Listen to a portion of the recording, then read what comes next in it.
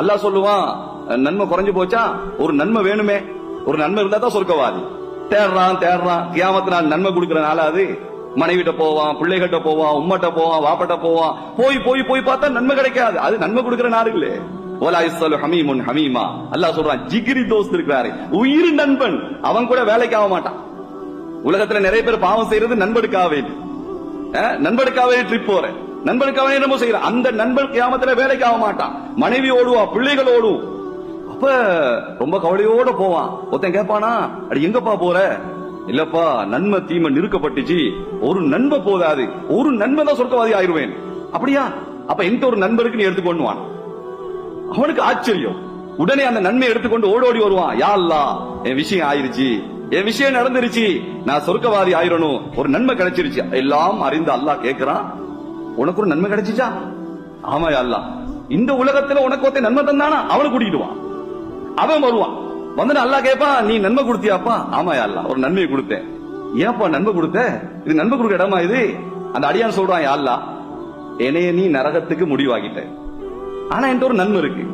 அந்த நன்மையை எடுத்துக்கிட்டும் நரகத்துக்கு தான் போறேன், அந்த நன்மை இல்லாம நரகத்துக்கு தான் போறேன். அப்ப அந்த நன்மையை எடுத்துக்கிட்டு நரகத்துக்கு போறதை விட அந்த நன்மை இவனுக்கு கொடுத்து இவனை சொர்க்கத்துக்கு அனுப்பி நான் நரகத்துக்கு போறேன். அல்லாஹ் அல்லாஹ் சொல்றான், இந்த கியாமத்துல என்னை விட நீ கொடைவலாக போறியா? என்னை விட கஃபாராக போறியா? நீ என்னை விட பெரிய ஆளாக போறியா? நீ அந்த நன்மையை கொடுத்ததால உன்னையும் மன்னிக்கிறேன், எடுத்ததால உன்னையும் மன்னிக்கிறேன், ரெண்டு பேரும் சொர்க்க போடுவான். சுபஹானல்லாஹ். இவ்வளவு இறக்கம் உள்ளவன் பாருங்க. அல்லாஹ் ஒரு தாயை விட 70 மடங்கு பாசம். அல்லாஹ் ஒருத்தன் நரகத்துல கட்டுவானா?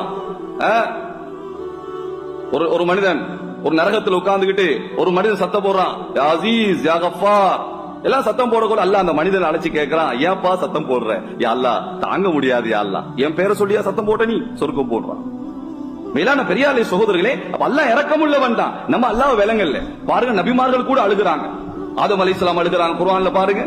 இப்ராஹிம் அலைஹிஸ்ஸலாம், தாவூத் அலைஹிஸ்ஸலாம். இப்ராஹிம் அலைஹிஸ்ஸலாம் யாரு? அல்லாஹ்வுடைய நண்பன்.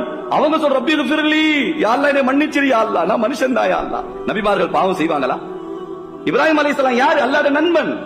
அல்லாஹ்வுடைய நண்பனாகிறது லேசா? இன்னைக்கு சொல்றாங்க இல்லையா, நான் அவர்டால், நான் இவர்டால், நான் அவருடைய வலது கை, இவர் இடது கையா.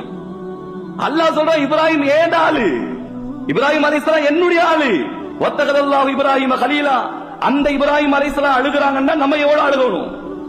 சகோதரர்களே, இப்ராஹிம் அலைஹிஸ்ஸலாத்தை அல்லாஹ் நண்பனாக 4 விஷயத்துக்காக தேர்ந்தெடுத்தான். 4 விஷயத்துக்காக வேண்டி இப்ராஹிம் அலைஹிஸ்ஸலாத்தை அல்லாஹ் நண்பனாக தேர்ந்தெடுத்தான். அதுல உண்டு சல்லம கல்பஹு இலர் ரஹ்மான், தன்னை அல்லாஹ்க்கு அப்படியே அர்ப்பணிச்சாங்க, முஸ்லிமானாங்க.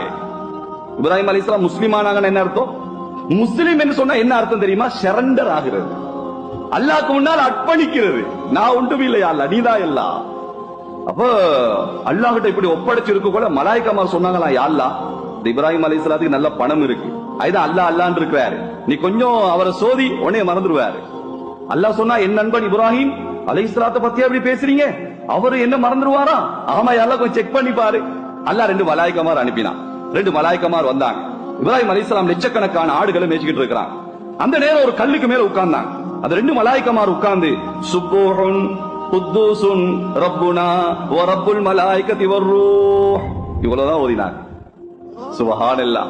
ஆடுகளை மேய்த்துக் கொண்ட ஹஜ்ரத் இப்ராஹிம் அலைஹிஸ்ஸலாம் ஓடோடி வந்து, என்னுடைய உள்ளத்தில் உள்ள அல்லாஹ்வா, ஏ ரப்ப பத்தியா தஸ்பீஹ் செஞ்சீங்க, இதை நான் கேட்டதே கிடையாதே, இன்னொரு தடவை சொல்லுங்களேன், இன்னொரு தடவை சொல்லுங்களேன் கெஞ்சிறாங்க. அப்ப அவங்க சொன்னாலும் சும்மா சொல்ல முடியாது, ஏதாவது வேணும். அப்படியா, என்கிட்ட இருக்க லட்சக்கணக்கான ஆடு, அதுல பாதி எடுத்துக்கோ. பாதி எடுத்தாச்சு. இப்ப சொல்றாங்க, சுப்பூஹுன் குத்தூசுன் ரப்புனா வ ரப்புல் மலாயிகத்தி வர்ரூஹ். சகோதரர்களே, போதாது.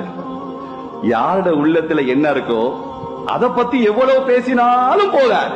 அப்படித்தானே? மாணிக்கல் வியாபாரியை பாத்துங்க, மாணிக்கலை பத்தி பேசுங்க பாப்போம், கேட்டுக்கிட்டே இருப்பார். மெடகஸ்கார்ல அப்படி இருக்கான், அத கத்தரகமையில போயிட்டு பெக்கோல தோண்டினா அப்படி மாணிக்கல் வெளியே போதுமா, போதா இன்னும் சொல்லிடுவார். கனவுல பார்த்தா தலைவாணி கடியில மாணிக்கல் நிறைஞ்சு இருக்கும், எந்திரிச்சு பாப்பாரு தலைவாணி தூசிதான் இருக்கும், மாணிக்கல் இருக்க. சோதனை இப்படி ஏதாவது உள்ளத்துல மாணிக்கல். அரிசி வியாபாரியை பத்தி பாருங்க, அரிசியை பத்தி பேசு கேட்டுக்கிட்டே இருப்பாரு. அதே மாதிரி பாருங்க, துணி வியாபாரி துணியை பத்தி பேசிக்கிட்டே இருப்பாரு. ஆனா இப்ராஹிம் அலைஹிஸ்ஸலாம் அல்லாஹ் ஆளு, அல்லாஹ் பத்தி பேசினா போதுமா? இன்னொரு தடவை சொல்லுங்களேன். சொன்னா, இல்ல என்ன தருவீங்க? இந்த மீதமுண்டான ஆடு இருக்கிறியா, எல்லாத்தையும் தந்துடுறேன். லட்சக்கணக்கான ஆடை கொடுத்துட்டாங்க. சுபஹானல்லாஹ். இப்ப அந்த மலாயிக்காமார் 2 பேரும் சுப்ஹூன் குத்தூசுன் ரப்புனா வ ரப்புல் மலாயிகத்தி வர்ரூஹ். இப்ராஹிம் அலைஹிஸ்ஸலாத்துக்கு போத சொன்னாங்களா, இன்னொரு தடவை சொல்லுங்களேன். சொன்னாங்களா, நீங்க தான் எல்லாம் தந்துட்டீங்களே, இப்ப என்னத்தை தர போறீங்க? இப்ராஹிம் அலைஹிஸ்ஸலாம் சொன்னாங்களா, ஆடுகளை தானே தந்தேன், இந்த ஆடுகளை மேய்ப்பதற்கு ஒரு இடையில தந்தேனா? ஆடுகளை மேய்க்கணும் இல்ல, உங்களுக்கு தர்றது அநியாயம். இந்த ஆடுகளை மேய்ப்பதற்கு நான் அடிமையாக உங்களுக்கு இடையனாகிறேன். சுபஹானல்லாஹ். அந்த மலாயிக்கமார் போய் சொன்னாங்களா, யா அல்லாஹ், தகுதியான ஆளை தான் தேர்ந்தெடுத்திருக்கிறேன். என்ன கொண்டு வந்தோம் சொல்லு, என்ன கொண்டு போவோம்? இப்ராஹிம் அலைஹிஸ்ஸலாம் சொல்றாங்க, நான் என்ன கொண்டு வந்தேன்? இந்த ஆடெல்லாம் அல்லாஹ் தந்தது. நான் பிறக்கின்ற நேரம் துணி இல்லாம வந்தேன். யாரு சோலை உடுத்துக்கிட்டு பிறந்தது சொல்லுங்க பாப்போம். யாராவது பிறக்கிற உடுப்போட வந்தமா? இல்ல, வர்ற நேரம் ஆடை இல்லாம வந்தோம். உம்மாவோ அல்லது பக்கத்துல மிசியோ ஒரு துணியால சுத்தி விட்டா. போற நேரம் யாராவது உடுத்திக்கிட்டு போறோமா சொல்லுங்களேன்? யாரு எந்த ஊர்ல கஃபனை உடுத்திக்கிட்டு நான் மௌத்தா போறேன் அப்படி போனாரா? இல்ல.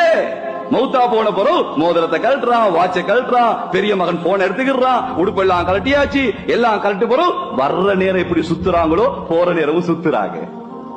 வரக்கொலையும் சுத்துறாங்க, போக்கொலையும் சுத்துறாங்க. சகோதரர், என்ன கொண்டு வந்தோம், என்ன கொண்டு போறோம்?